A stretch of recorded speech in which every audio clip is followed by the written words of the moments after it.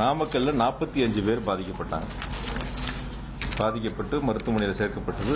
நாமக்கல்ல 45. இப்படி திருவாரூர் தொடங்கி மதுரையிலிருந்து உயிரிழப்புகள் வரைக்கும் தொடர்ந்து நடந்திருக்கு. அப்ப இது போன்ற ஒரு பாதிப்புகள் ஏற்படுறது எல்லா ஊர்லயும் நடந்திருக்கு. எந்த ஊர்லயும் நடக்கணும், அதான் ஆரம்பத்திலேயே சொன்னேன். எல்லா ஊர்லயும் நடக்குது. காவல்துறை சார் இல்ல சார், நீங்க தான் சார் செய்திகள் போடுறீங்க, நீங்க தானே செய்தி பிரேக்கிங் நியூஸே போடுறீங்க. நான் இன்னும் கூட உங்ககிட்ட கொஞ்சம் வெளிப்படையா சொல்லட்டுமா? ஒரு அரசியல் கட்சி குழந்தைகள் அழைச்சிட்டு வர வேண்டாம்னு ஒரு செய்தி போடுறாங்க, ஒரு அறிக்கை கொடுக்குறாங்கன்னு வச்சுக்கோங்க. ஆனால் அந்த தொலைக்காட்சியில் நீங்கள் என்ன பண்ணுறீங்க, குழந்தைகளை தூக்கி தோளில் வச்சிருக்கிறது, குழந்தைகள் மேலே மப்ளர் கட்டி இருக்கிறது, இதெல்லாம் ரொம்ப பெருசாக மிகைப்படுத்தி நான் இன்னும் கூட உங்கள்கிட்ட வெளிப்படையாக கேட்பேன். ஒரு அரசியல் கட்சி தலைவர் வீட்டில் கிளம்புறதுலேருந்து கூட்ட மேடைக்கு வர்ற வரைக்கும் பொதுவாக நீங்கள் லைவ் பண்ணீங்க, அது உங்களுடைய பொறுப்பு, நீங்கள் போட்டுக்கிறீங்க, வேண்டாம்னு சொல்லலாம்.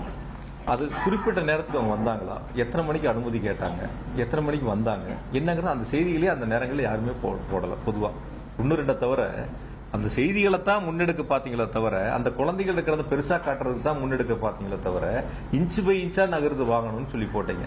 நடந்துல உருண்டுகிட்டு போனா கூட இன்ச்சை விட வேகமாக போகலாம். ஆனால் அந்த வண்டிக்கு முன்னாடி எவ்வளோ நடந்து போனாங்கன்னு பார்த்துருப்பீங்க. நீங்கள் ஒரு தேர் திருவிழாவில் கூட இன்னும் கொஞ்சம் வேகமாக போவாங்க. அந்த வண்டிக்கு முன்னாடி நடந்து போனவங்க எப்படி போனா நீங்க லைவ்ல எல்லாரும் பார்த்தீங்க. இன்ச்சு பை இன்ச்சா போகுது. 100 பேர் நின்ற இடங்கள்ல பல்லாயிரக்கணக்கான வரவேற்பு நின்னான்னு போட்டிருந்தாங்க சில தவிர. அதுக்கப்புறம் நான் பார்த்தேன். அதெல்லாம் நம்ம இல்ல போனதா சொல்றதுனால ரவுண்டானால இருந்து போனப்ப போலீஸ் அதனாலதான் எல்லாம் ஃபுல் டிராபிக் ஜாம் ஆயிடுச்சு, பெங்களூர் ரோடு எல்லா ரோடுமே. அதனால நீங்க உள்ள இருங்க அப்படின்னு சொல்லி எந்த இடங்கள்லயும் காவல்துறை அது போன்று அறிவுறுத்தப்படவில்லை. இது மாதிரி எந்த இடங்கள்லயும் காவல்துறை நீங்க உள்ள இருங்கன்னு யாரும் சொல்லல. காவல்துறை சொன்னது ஒன்னே ஒண்ணு, அந்த கூட்ட நெரிசலா இருக்கு, உள்ள போக வேண்டாம், வாகனங்களை உள்ள எடுத்துக்கிட்டு போனா இன்னும் நெரிசல் அதிகமாகும், அதனால முன்னாடியே நிறுத்தி பேசலாம் தான் அவங்க சொன்னாங்க. காவல்துறை நீங்க உள்ள போங்கன்னு எந்த இடங்கள்லயும் யாரும் சொல்லவில்லை. அப்படி ஒரு தகவல் இதுவரைக்கும் இல்லை. இருந்திருந்தா நிச்சயமா அப்படி ஒரு கேள்வி முன்வைக்கப்பட்டிருக்கும்.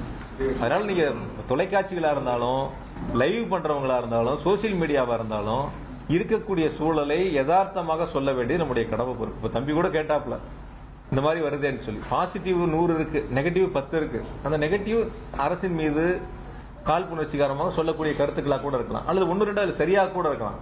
சரியா இருக்கக்கூடிய கருத்துக்களா இருந்தா நீ விசாரணை ஆணையத்தில் முன் வச்சு இது போன்ற இருக்குது, வரக்கூடிய காலங்களில் அது எல்லாரும் சேர்ந்து சரி செய்வதற்கான முயற்சிகள் எடுக்கணும்.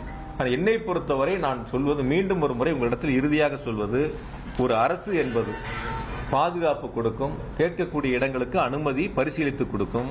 அந்த கேட்கக்கூடிய இடங்களுக்கு பரிசீலித்து அனுமதி மறுக்கப்பட்டால் அரசியல் காழ்ப்புணர்ச்சியால் மறுக்கப்படுகிறது என்ற ஒரு செய்தியை அரசியல் தலைவர்கள் முன்னெடுப்பதும், அதை தொலைக்காட்சிகளும் பத்திரிகைகளும் பெரிதாக செய்திகளை வெளியிடுவதும், ஏதோ ஒரு சில கட்சிகளுக்கு மட்டும் அரசு அனுமதி கொடுப்பதை போல ஒரு தோற்றத்தை உருவாக்க முயற்சி செய்வதும், ஆகையால அது போன்ற ஒரு சூழலில் நீ வரக்கூடிய நாட்களில் மறுக்கப்பட்ட காரணங்கள் என்ன, எதனால் மறுக்கப்பட்டது, கொடுக்கக்கூடிய அனுமதிகள் என்னென்ன நிபந்தனைகள் விதிக்கப்பட்டிருக்கின்றன, இந்த நிபந்தனைகள் என்னென்ன அவர்கள் கடைபிடித்திருக்கின்றார்கள், என்னென்ன கடைபிடிக்கவில்லை, நிபந்தனைகளை மீறி செயல்பட்டிருக்கிறார்கள், இது எல்லாம் சீர்தூக்கி பார்த்து, இது பொதுமக்கள் சார்ந்தது, உயிர் சார்ந்தது. எந்த வீட்டில் பாதிப்பு என்றாலும் அனைவருக்குமான அது ஒரு பாதிப்பு தான், எல்லாருக்குமான ஒரு பாதிப்பு தான். அது எந்த ஊர்ல நடந்திருந்தாலும் சரி, கரூர்ல மட்டும் இல்லை, எந்த ஊர்ல நடந்திருந்தாலும் சரி. ஆக எல்லாருமே வரக்கூடிய நாட்களில் இது போன்ற ஒரு சூழல் இல்லாத அளவுக்கு சரி செய்ய வேண்டிய பங்கு எல்லாத்துக்கும் இருக்கு. அதுக்கு அரசினுடைய கடமை மிக சிறப்பாக தெளிவாக செய்திருக்கின்றார்கள். காவல்துறைய பங்கு மிக சிறப்பாக, அவரே நன்றி சொன்னாரே, அவரே ஆரம்பத்தில் நன்றி தானே சொன்னாரு, ஒன்னும் காவல்துறை குறை சொல்லலையே. நான் இந்த இடத்துக்கு நின்று நான் பேசுறது காரணமே காவல்துறை தான், நன்றின்னு தான் அவர் சொன்னாரு. இப்ப காவல்துறை தன்னுடைய பங்கை சரியாதான் செஞ்சிருக்கு, கடமையை சரியாதான் செஞ்சிருக்காங்க.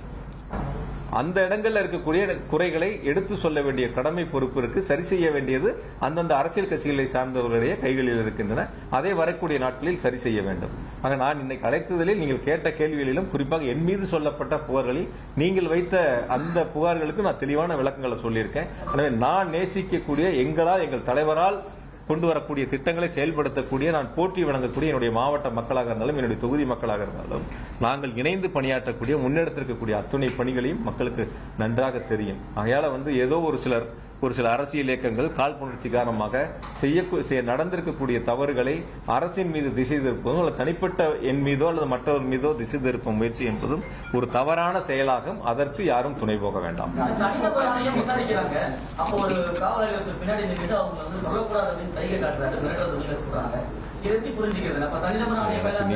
நீங்க சொன்ன வீடியோ நான் பார்க்கல.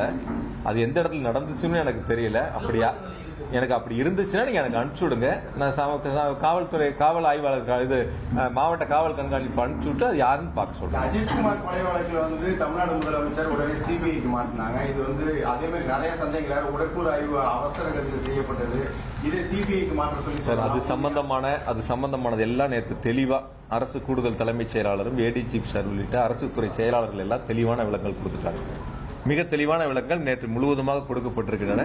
எனவே இன்று சொல்லப்பட்டிருக்கக்கூடிய கருத்துக்களில் நான் முன்வைத்திருக்கக்கூடிய நீங்கள் கேட்ட கேள்விகளில் மிக தெளிவான விளக்கங்கள் இருக்கின்றன. எனவே இன்னை பொறுத்தவரை இனிமேல் வரக்கூடிய நாட்களில் எந்த தொலைக்காட்சியிலும் பத்திரிகையிலும் சீர்தூக்கி பார்த்து இடங்கள் ஒதுக்கப்பட்டதில் தொடங்கி பாதுகாப்புகள் வரை அரசினுடைய நடவடிக்கை சிறப்பாக இருக்கிறது என்பதையும் கவனத்தில் கொள்ள வேண்டும். எந்த அரசியல் கூட்டம் நடத்தினாலும் அவருடைய பங்கு என்பதை சொல்ல வேண்டிய கடமை பொறுப்பும் உங்களிடத்தில் இருக்கின்றன. இந்த அரசியல் கட்சி அரசு இதை செய்யும், அரசியல் கட்சிகள் இதை செய்ய வேண்டும், அந்த கடமைகள் சரியாக நடந்ததா என்பதை ஒரு விவாதமாக எடுத்துக்கூட நீங்கள் அதற்குடைய கருத்துக்கள் சொல்ல வேண்டியது உங்களுடைய பொறுப்பாக இருக்கலாம். ஆக நடந்திருக்கக்கூடிய சம்பவங்கள் ஒரு துயர சம்பவம். அந்த துயர சம்பவங்களில் இனி வரக்கூடிய நாட்கள் அது இது போன்ற துயரங்கள் இல்லாத அளவிற்கு அனைவரும் சேர்ந்து முன்னெடுக்க வேண்டும். எனவே மீண்டும் ஒரு முறை இப்படிப்பட்ட ஒரு துயர சம்பவத்தில் இரவோடு இரவாக கரூருக்கு வருகை இருந்து ஆறுதலை சொல்லி அனைத்து நடவடிக்கைகளும் எடுப்பதற்கு பல்வேறு மாவட்டங்கள், திருச்சி மாவட்ட ஆட்சித்தலைவர், திண்டுக்கல் மாவட்ட ஆட்சித்தலைவர், பல்வேறு மாவட்டங்களிலிருந்து மருத்துவ குழுக்கள் அதற்கான முழு ஏற்பாடுகளையும் செய்த முதலமைச்சர் அவர்களுக்கும் துணை முதலமைச்சர் அவர்களுக்கும் மாவட்ட மக்களின் சார்பாகவும் எங்களது சார்பாகவும் நன்றியை இந்த நேரத்தில் தெரிவித்துக் கொள்கிறோம். அரசியல் இயக்கங்களை சார்ந்தவர்கள் வந்திருக்கின்றார்கள். நல்லெண்ணத்தோடு அவர்களுக்கும் இந்த நேரத்தில் நாங்கள் நன்றியை தெரிவித்துக் கொள்கின்றோம். இனி கரூர் மாவட்டம் என்பது இது போன்ற நிகழ்வு இல்லாத அளவிற்கு, தமிழ்நாடும் என்பது இது போன்ற நிகழ்வு இல்லாத அளவிற்கு அனைவரும் சேர்ந்து உருவாக்கப்பட வேண்டும்.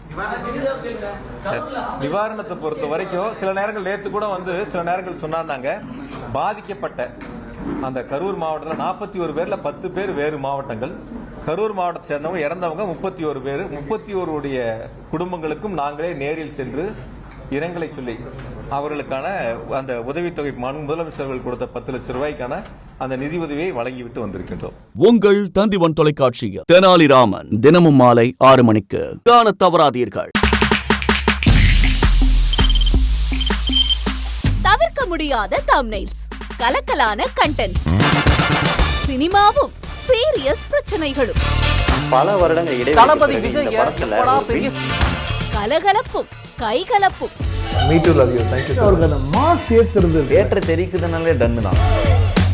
பிரேக்கே இல்லாமல் பிரேக்கிங் நியூஸ் சொல்லும் தந்தி டிவி ஆப். இன்ஸ்டா தலைமுறை வரை இறங்கி அடிக்கும் தந்தி டிவியின் டிஜிட்டல் எக்ஸ்க்ளூசிவ். அது தண்ணிக்குள்ள போகும்போது ஹேங் ஆயிடுச்சு.